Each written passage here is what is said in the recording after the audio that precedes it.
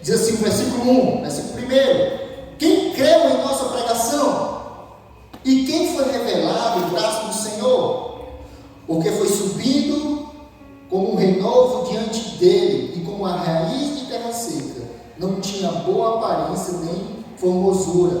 Olhamos para ele, mas não havia nenhuma beleza que nos agradasse. Era desprezado e o mais rejeitado entre os homens, homem de dores e que sabe o que é padecer. E como um de quem os homens escondem o rosto, era desprezado, e dele não fizemos caso. Versículo 4: certamente ele tomou sobre si as nossas enfermidades e as nossas dores levou sobre si, e nós o considerávamos como aflito, ferido de Deus e oprimido. Mas ele foi transpassado por causa das nossas transgressões e esmagado por causa das nossas iniquidades. O castigo que nos traz a paz estava sobre ele.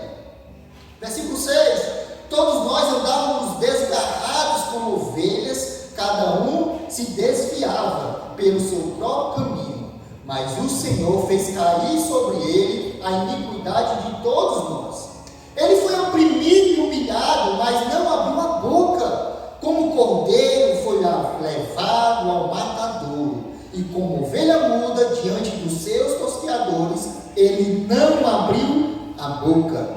Versículo 8: pela opressão e pelo juízo ele foi levado, e sua linhagem que se preocupou com ele, quem se preocupou com ele? Porque ele foi cortado da terra dos viventes, ele foi ferido por causa da transgressão do meu povo. Designaram-lhe a sepultura com os ímpios, mas com o rico esteve na sua morte, embora não tivesse feito injustiça e nem engano fosse encontrado em sua boca. Todavia, ao Senhor agradou esmagá-lo, fazendo sofrer. Quando ele der a sua alma como oferta pelo pecado, verá sua posteridade e prolongará os seus dias, e a vontade do Senhor prosperará nas suas mãos.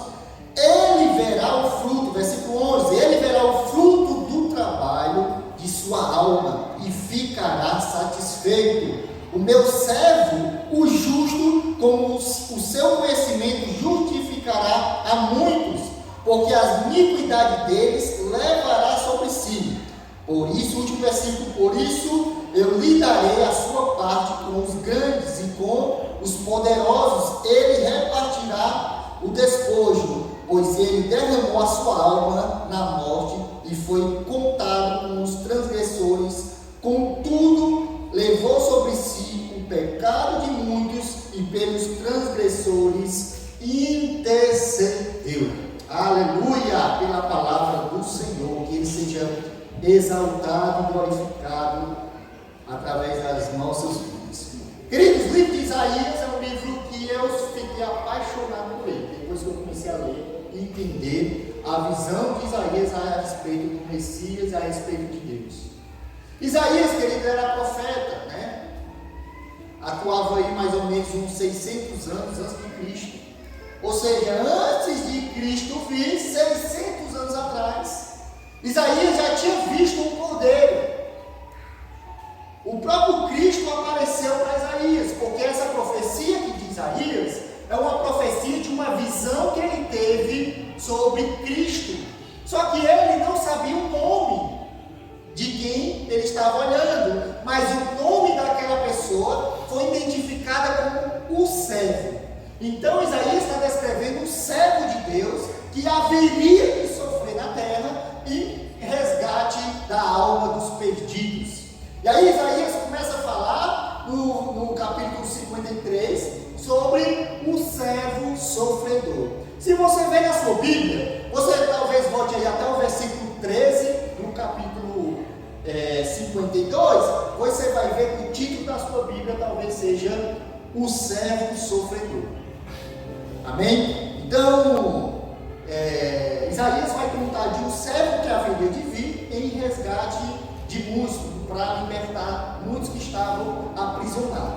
E aí no versículo 1 ele começa a falar, né? No versículo 1 ele começa a dizer que quem creu em nossa pregação.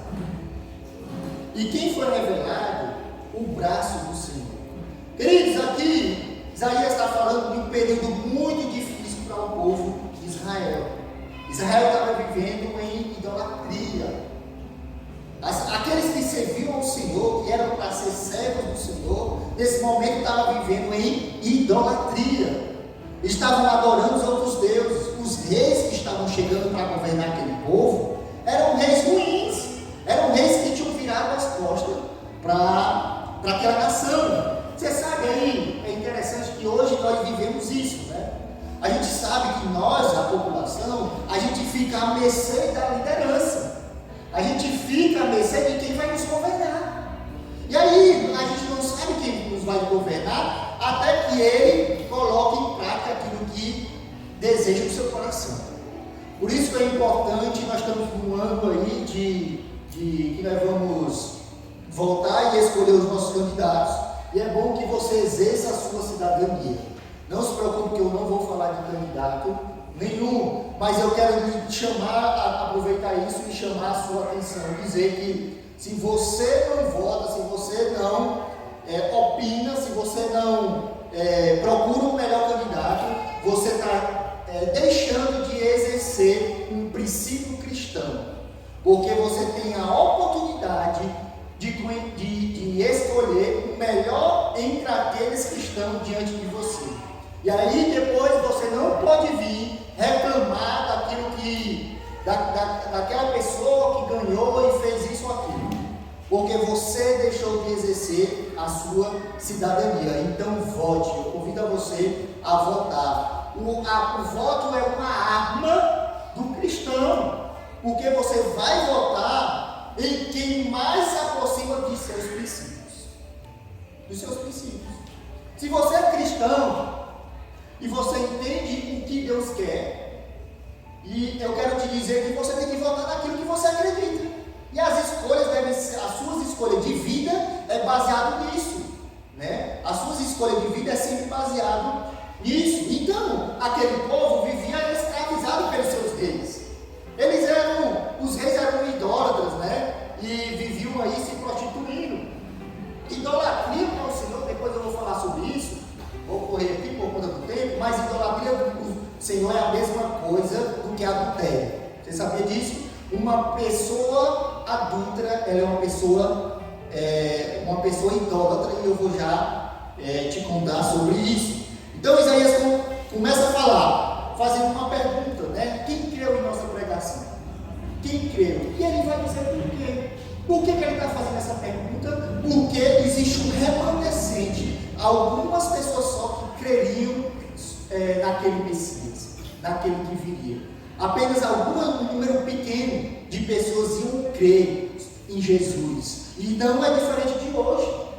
Não é diferente de hoje. Apenas uma parcela da sociedade acredita que Jesus é o Filho de Deus e ele é o Messias. Isso já foi profetizado muitos anos da vida do Messias. E aí ele começa a declarar por que as pessoas não iam crer que ele era o Messias. E aí no versículo 2, você pode acompanhar na sua Bíblia, que ele vai dizer assim: por que, né? Conectivo de explicação, né? Porque foi subindo como renovo diante dele e como a raiz de uma terra seca, não tinha boa aparência nem formosura.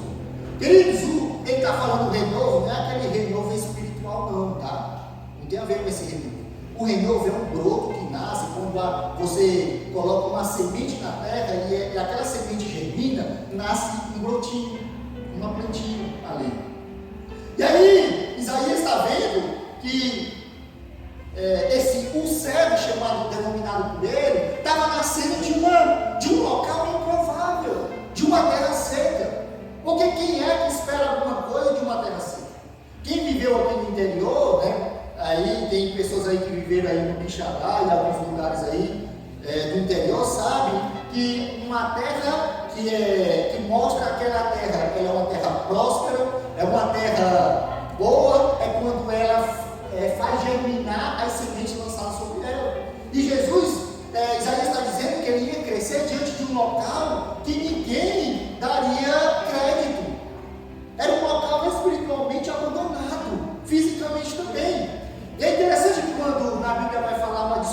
entre Natanael e Filipe, e Natanael falando sobre alguém que ele tinha conhecido, e falando, olha, eu conheci um rapaz assim, assado, ele profetiza, ele faz isso.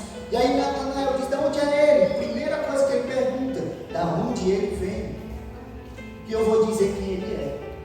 E aí eu queria dizer, para abrir primeiro parênteses aqui, não importa de onde você veio, isso não determina quem você é. O que determina quem você é o Senhor.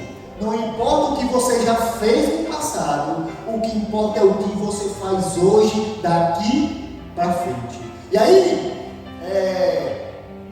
ele foi questionado sobre isso, né? Filipe disse assim, pode vir alguma coisa de Nazaré? Pode vir alguma coisa daquele bairro? Pode vir alguma coisa boa lá no Alto Alegre, naquele bairro, naquela periferia do Novo Oriente?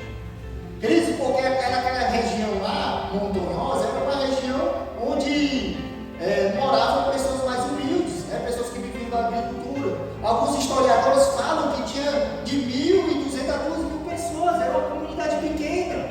Poucas pessoas moravam lá, um bairro pequeno, onde muitos lá conheciam. E aí quando ele vai e conhece esse Messias. Então, queridos, algumas pessoas não acreditariam que Jesus viria daquele lugar.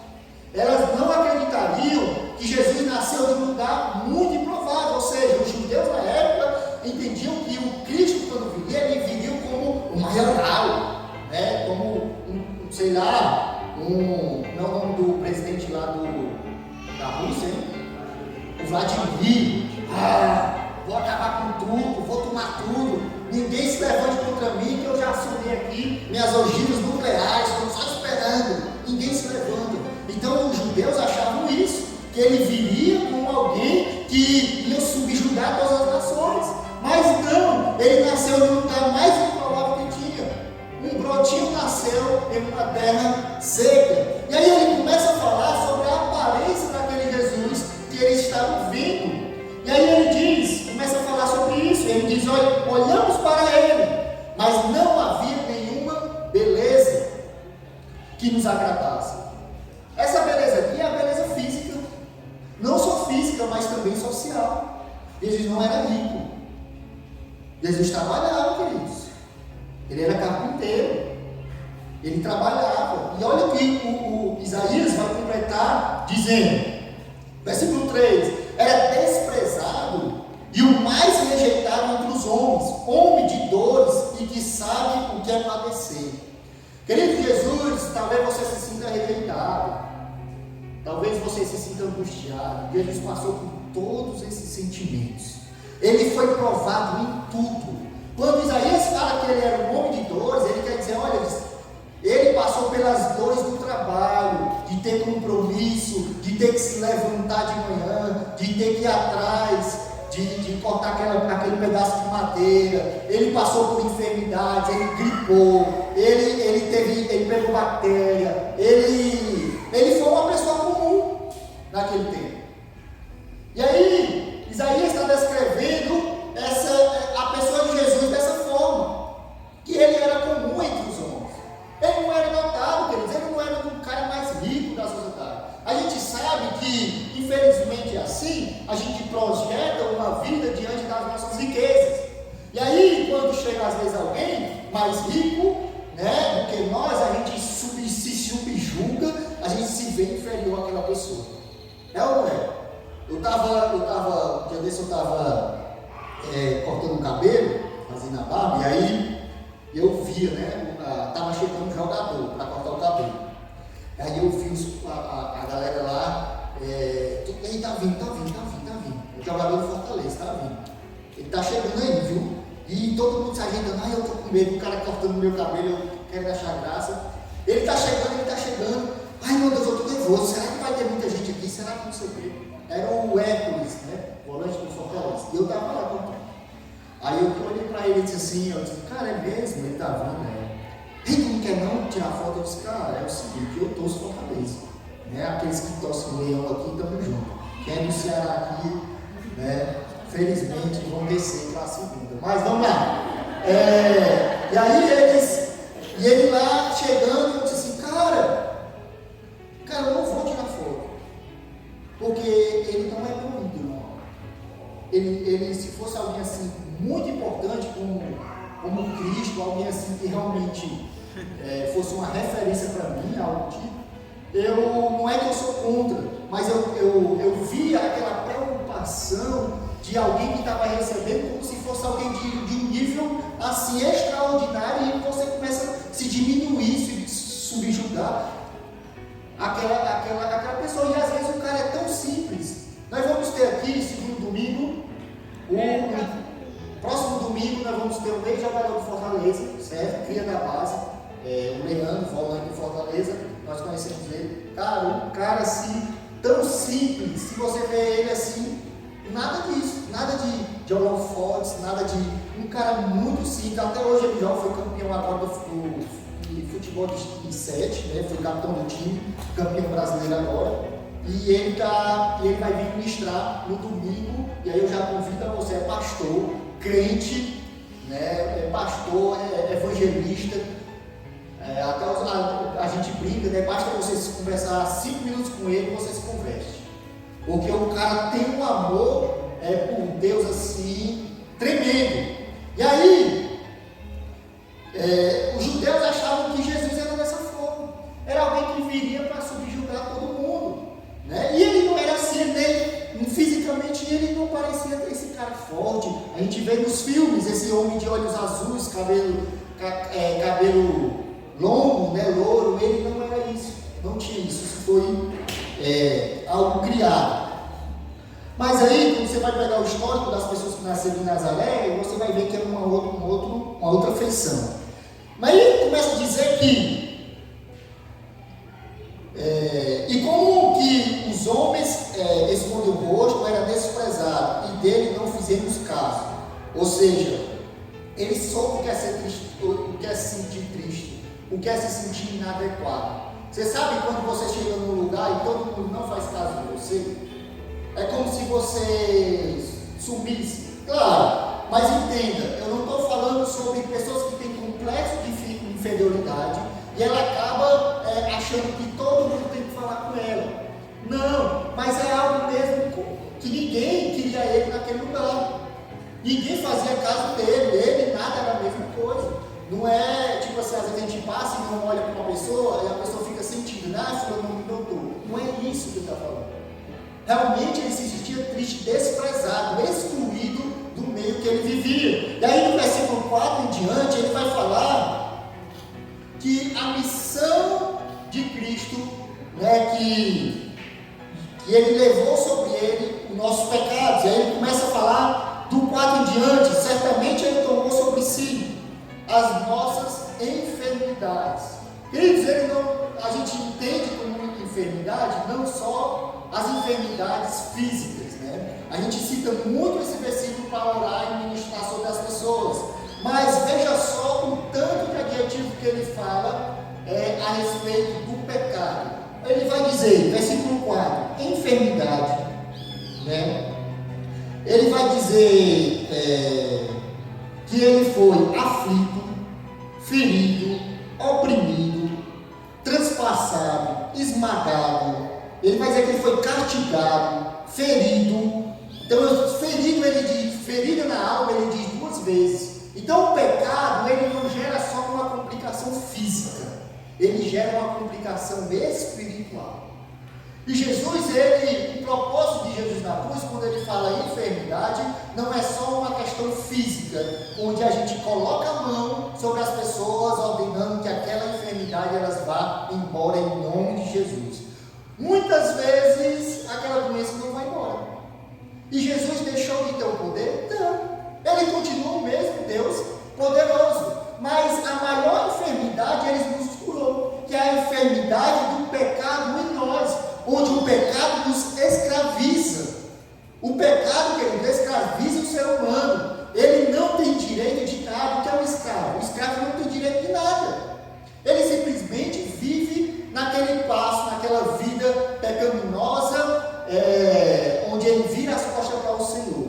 E aí o pecado gera em nós no afastamento de Deus e nós passamos a ficar cada vez mais longe. Isso não quer dizer com relação a pessoas de fora, mas esta palavra aqui, Isaías estava falando a palavra para o seu povo. Porque se lembre que quando eu comecei a falar sobre essa palavra, eu falei que aquele povo era um povo idólatra e era um povo de Deus. Queridos, este ambiente aqui é um ambiente extremamente prazeroso. A igreja do Senhor, este lugar é extremamente acolhedor. Mas isso não garante que você crê no Messias. Isso não garante que você recebeu a libertação dos seus pecados. Porque vai ter umas implicações diante disso. Por isso que nós vamos encontrar pessoas mesmo dentro da igreja cometendo erros gravíssimos e agindo como se não conhecesse o Evangelho. Então, Isaías começa a falar sobre essa enfermidade na alma. E aí ele faz um paralelo com uma ovelha no versículo 6. Todos nós andávamos desgarrados como ovelha, cada uma desviada pelo seu próprio caminho, mas o Senhor fez cair sobre ele a iniquidade de todos nós. Ou seja, querido, o pecado nos fez afastar do Senhor. Sabe esse pecado da idolatria? Eu fui pesquisar sobre idolatria. E aí, eu dando uma lida sobre essa questão, a gente vai ver que a idolatria, ela não é apenas um culto a um Deus externo. O que? Imagem. Você tem imagem, você cultuar, mas ela é um culto aos seus desejos. Porque uma pessoa idólatra é aquela pessoa que busca a satisfação dos seus desejos. Então aquele povo estava desgarrado porque eles passaram a viver como se não tivesse Deus nenhum, simplesmente satisfazendo os seus desejos, aquilo que o seu coração queria. Queridos, lá em Samuel vai falar sobre um pecado de idolatria que aconteceu no coração de Saul. Samuel capítulo 15. Deus tinha ordenado a Saul que ele fosse contra os amalequitas e ele destruísse todo aquele povo em vingança ao que eles fizeram ao povo de Deus. E Saul foi com o exército do Senhor e Deus disse: ordenou, não quero nada, mate os animais, mate todo mundo, porque esse pessoal foi perverso ao meu povo lá no deserto. E aí Saul foi em direção àquele povo lá para matar. Quando Saul, olha só a história, quando Saul matou o povo, lá sobrou algumas coisas, os despojos que a gente chama, é o resgate da guerra, né? Quando você conquista um local, você invade um local, aquilo que era daquele local agora é seu. Exemplo, né? A Rússia, quando invadiu a Ucrânia, a primeira coisa que eles fizeram foi tomar algumas cidades importantes para ele. Então essa cidade aqui agora é minha, você não tem mais poder sobre ela não. E aí Saul fez isso, ele tomou a cidade, e aí ele se preparou, né, com várias novilhas, né, bezerros, vários animais naquele lugar. E ele achou tão bonito e disse assim: cara, eu vou pegar esses animais para nós. Cada um pega um animalzinho desse e disse: vamos levar. Ele desobedeceu a Deus, ele cumpriu 90% daquilo que Deus tinha determinado a ele, que foi ir contra aquele povo. Mas ele não fez completamente o que Deus queria, que era bater exterminado com tudo, porque tudo ali era contaminação, e Deus tinha dado uma ordem dele. E aí ele pegou e foi de encontro Deus foi e comunicou a Samuel: Samuel, vai falar com ele, confrontar ele. Por que ele pegou essas novilhas? Por que ele fez isso? Ele me desobedeceu. Ou seja, não basta você fazer 90%, você precisa fazer 100%. Com o Senhor não tem brincadeira de: eu sou bom numa coisa, mas eu sou ruim em outra. Não, Deus quer que nós obedeçamos a Ele 100%. E Saul tinha obedecido 90%, 10% ele tinha rejeitado, 1%, que era não ter matado aquelas novilhas. E Deus disse: você me desobedeceu, você quis fazer conforme o teu coração, você quis fazer conforme a tua vontade, e isso é idolatria. Sabe o que ele diz? E o pecado de idolatria, para mim, é um pecado de feitiçaria. É equivalente a isso. Quando nós desobedecemos ao Senhor,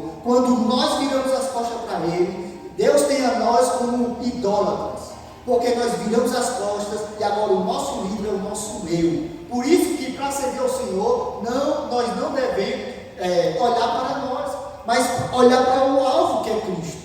E aí ele começa a falar sobre isso. Isaías, que aquele povo era desviado do Senhor, seus corações já não obedeciam mais.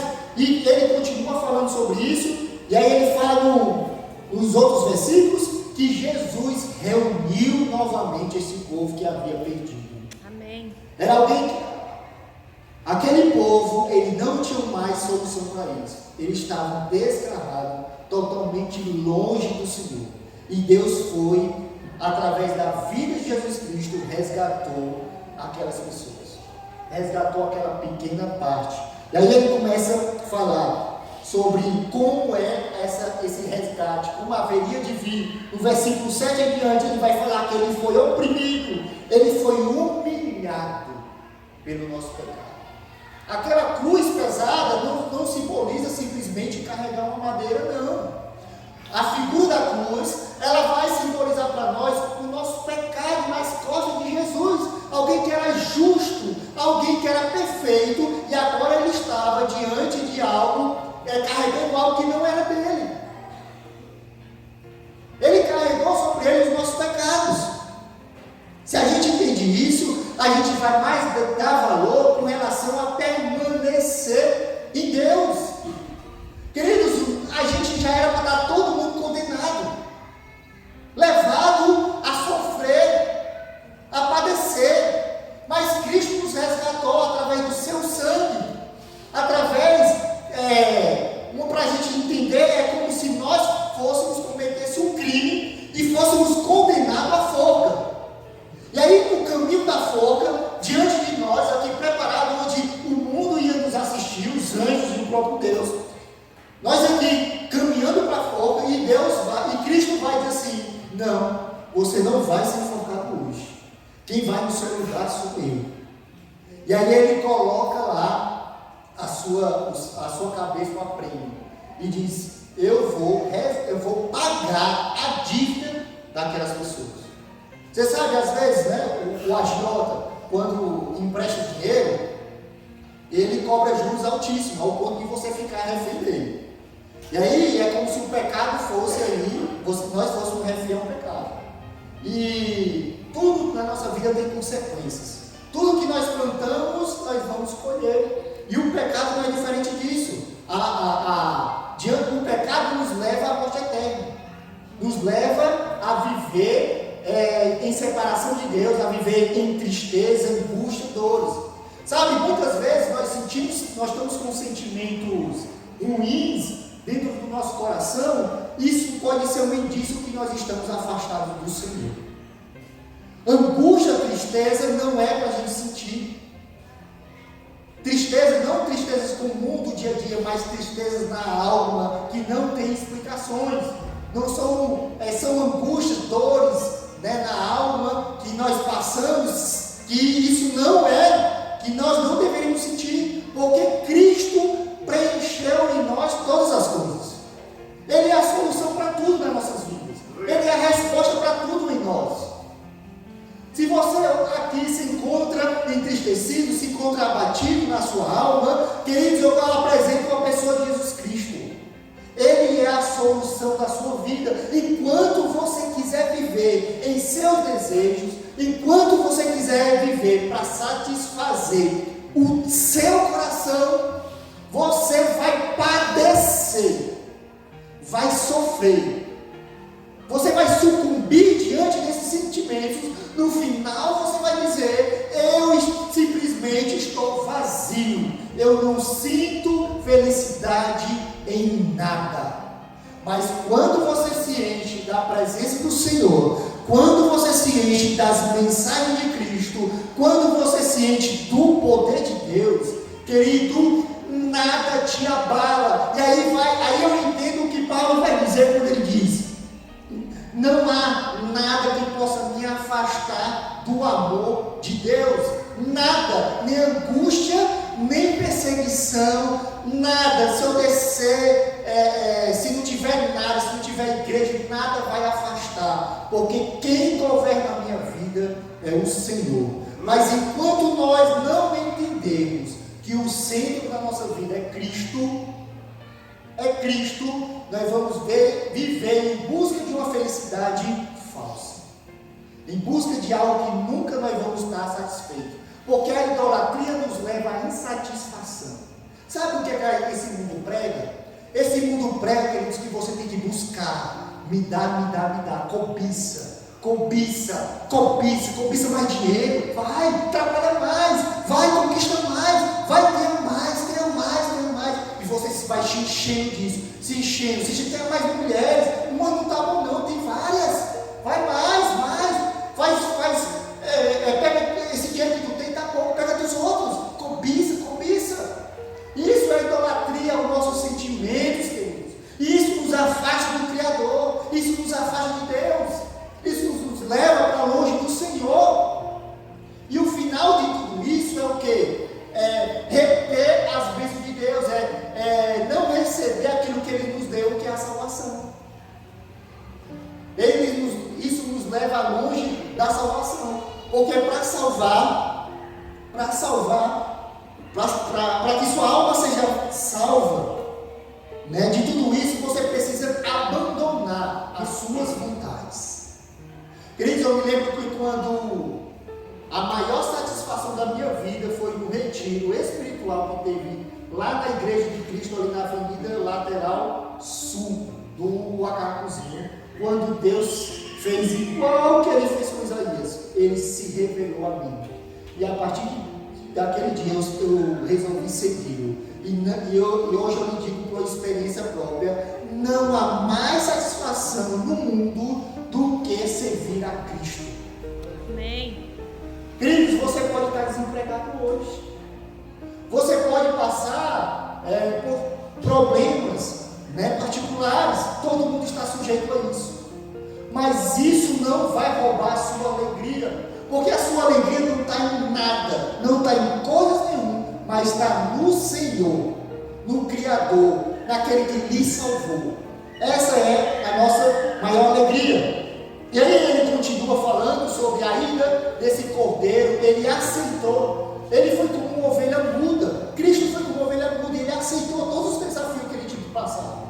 A trajetória lá da cruz, ele aceitou tudo, mas ele não aceitou simplesmente para que nós fôssemos salvos, mas ele tinha um resultado na sua mão, que era o fruto do seu trabalho, onde ele se alegraria. Era quando ele olhasse para o Senhor e falasse: Deus, Pai, eu cumpri com todas as suas determinações, eu cumpri com o nosso planejamento, porque em Apocalipse, João vai dizer que antes da fundação do mundo, de Cristo já tinha morrido na eternidade, porque ele sabia que haveria de vir em nos resgatar do mundo do pecado. E aí, Isaías fala sobre isso, sobre esse trabalho que o Messias haveria de olhar e dizer assim: cara, eu estou satisfeito, olha só quem está aqui hoje, olha só quem está congregando hoje, olha só, queridos, a minha trajetória que eu fiz. Você sabe, a maior satisfação do ser humano é quando ele olha o resultado do seu trabalho. É ou não é? Quando você olha e diz assim: eu trabalhei 2 anos no Fórum Maracanã, e hoje eu não gosto mais não. E eu digo: cara, como é que vocês pegaram os processos e digitalizaram tudo? Tudo agora é digitalizado, né? Não existe mais processo físico. Eu adorava, sabe o que? Eu ganhava tão pouco, e sabe o que me trazia a maior satisfação? Eu passava do meu horário. Eu não tinha horário, eu passava do horário, eu tinha tanta folga lá que eu podia até dizer: eu hoje não vou não, e ficava em casa, porque passava um banco de hora lá, eu tinha demais, porque eu gostava do que eu fazia, porque a melhor coisa que eu achava era quando eu olhava para um processo físico e eu via ele caminhando. Eu trabalhei numa vara criminal, né? Então quando as pessoas eram detidas, presas, e o processo iam para lá, e eu vi o processo chegando, e eu trabalhava aquele processo até finalizar. Então isso trazia satisfação para mim, porque eu vi algo que terminou. E Cristo, quando Ele olha para a obra da cruz, Ele fica satisfeito. Ele diz: o meu trabalho foi bem feito, porque hoje existe um povo remido, escolhido por Deus, que agora são chamados de filhos do Deus Altíssimo, e que hoje serve ao Senhor, que não se dobra aos seus desejos pecaminosos, mas pelo contrário, são pessoas que não são egoístas, mas servem a um Deus eterno. Isaías fala que, para finalizar, que a mulher que está, a moça aqui na frente aqui está só, que mostra umas plaquinhas agora. Teve duas placas, né? Está com 10 minutos e teve uma placa de 5 minutos. Aí teve uma agora que, ó, tá bom, acabou. Aí, Isaías fala sobre esse resultado do trabalho de Cristo. Não só isso, mas ele termina: por isso eu lhes darei a sua parte com os grandes e com os poderosos. Ele repartirá o despojo, pois derramou a sua alma na morte e foi contado com as transgressões. Contudo, levou sobre si o pecado de muitos e pelos transgressores intercedeu. Queridos, Cristo, onde todo mundo via ele, que ele era um rejeitado, não era ninguém. Agora, Isaías diz: esse mesmo Cristo que andou entre vocês, que não era ninguém, hoje ele é alguém que tem todo o poder sobre os céus e a terra. Alguém que recebeu a chave da vida e da morte, e ninguém, absolutamente ninguém, vai até Deus a não ser por ele. Aleluia. Glória a Deus. Então, Cristo é a solução da minha e da sua vida. Cristo é a solução do seu casamento. Cristo é a solução de tudo que existe. É Cristo. Basta a gente crer e se submeter a Ele. Amém? Eu queria te convidar a abrir. A gente vai passar pelo momento da ceia do Senhor. Hoje é um dia que nós lembramos a respeito da ceia, da morte e ressurreição de Cristo, porque foi através disso que Ele nos trouxe essa libertação. Alguém que pagou o preço do nosso pecado. Eu queria te convidar a abrir lá em 1 Coríntios 11.